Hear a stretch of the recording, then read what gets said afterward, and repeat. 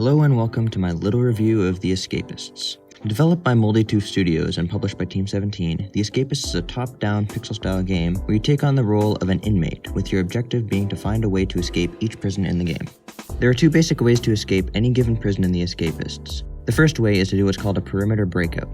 How you do this depends on the prison and its security features, but generally it involves either tunneling under the outer wall or fence of the prison, or chipping your way through. Some prisons have features that prevent either one of these ways from being possible, so you need to adapt your strategy based on which prison you're playing through. The other way of escaping is called a prison takeover. A prison takeover is initiated by knocking out 80% or more of the guards before backup arrives, which is 98 seconds after the first 20% of the guards are knocked out and a lockdown is triggered. If a prison takeover is successfully completed, the player will get a note from the warden informing them that the door is unlocked and begging them to leave. At this point, all you have to do is simply walk out the front door. The base game offers 6 prisons, each increasing in difficulty. The first prison, Center Perks, is the easiest of the bunch and acts as an introduction to some of the game's mechanics. Center Perks has a cozy feel to it, complete with complimentary cable TV in each of the spacious cells. Guards and inmates in the prison are generally nice to you and are very weak. Escaping is a breeze due to the low security measures, and as such, it is a really good place to get to know the game's mechanics and experiment with things. Next up is a prison camp known as Stalag Flucht. In contrast to Center Perk's cozy atmosphere, Stalag Flucht takes place in a cold winter environment, with 2 prisoners being held in each of 5 compact cell houses. There is less free time in this prison, and overall escaping is a fair bit harder than at Center Perks. Security is a bit tighter here, with the main upgrade being an electric fence around the perimeter. Getting through the electric fence requires either tunneling underneath or turning off the generator to disable the fence for a short period of time. Moving on from the cold, desolate atmosphere of Stalag Flucht, we have Shankton State Pen. Shankton State Pen is an indoor prison that houses 1 prisoner per cell and continues the difficulty progression by having stronger and meaner inmates and guards. For security measures, the prison introduces the idea of contraband detectors located at the entrances of most major rooms in the prison. Technically, Stalag Flucht introduced contraband detectors, but it only had 1 near the job area. As well as the contraband detectors, Shankton State Pen has cameras in some of the major rooms. Chipping through the outer wall is impossible due to its size, so the only way to perimeter breakout out of this prison is to tunnel underneath the wall. Next is Jungle Compound.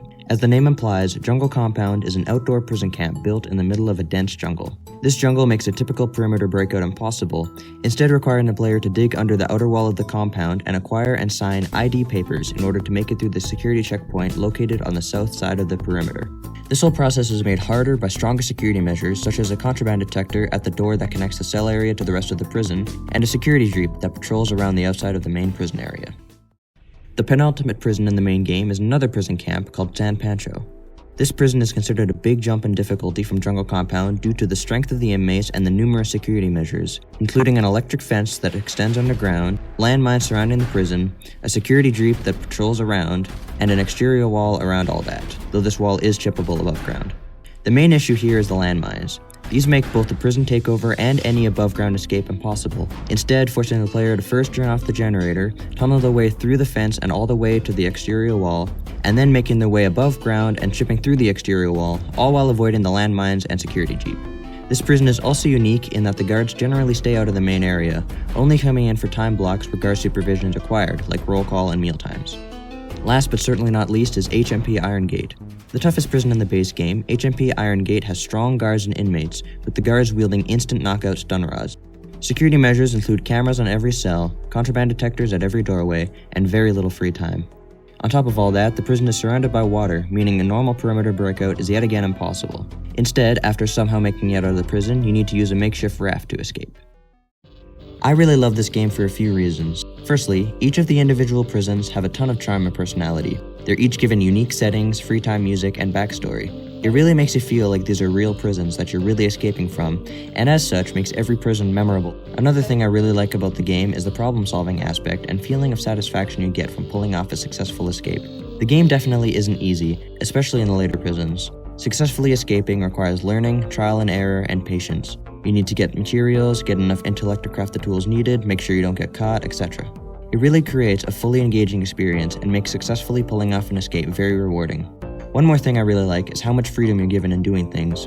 Only Jungle Compound and HMP Irongate require specific materials to escape, and even then, the way you obtain those materials and eventually execute the escape is entirely up to you. Whether you choose to tunnel underground, chip through a wall, go through the vents, initiate prison takeover, or any combination of these is completely up to you, the player. All that being said, there are some things with The Escapists that I can see being a bit of a problem to some. While I did praise the game's trial and error aspect, it's a bit of a double-edged sword. It makes the game somewhat tedious to play, especially when you spend a ton of time digging a tunnel, only to realize that you went the wrong way and you wasted all that time and material. I also praise the open-endedness of the game, but sometimes I wish the game wasn't as open-ended as it was. While yes, it's good to have room for figuring things out on your own, there are times when I've been completely stumped and had to look up a guide to even get an idea of how to progress. A good example of this is Jungle Compound. Like I said earlier, you need signed ID papers to escape this prison. The only guidance as to where these are or how to get them are 3 short, vague hints that can be bought from an in-game payphone. If those hints didn't help you, or you didn't even know they existed since there's only one payphone and it's not very clear what it does, you're out of luck. Either way though, I think The Escapists is a very good game that doesn't get nearly as much recognition as it deserves. It offers fun and engaging, though sometimes frustrating, puzzle-solving gameplay, as well as unique prisons with lots of backstory and personality to each. All that being said though, I think the sequel's better.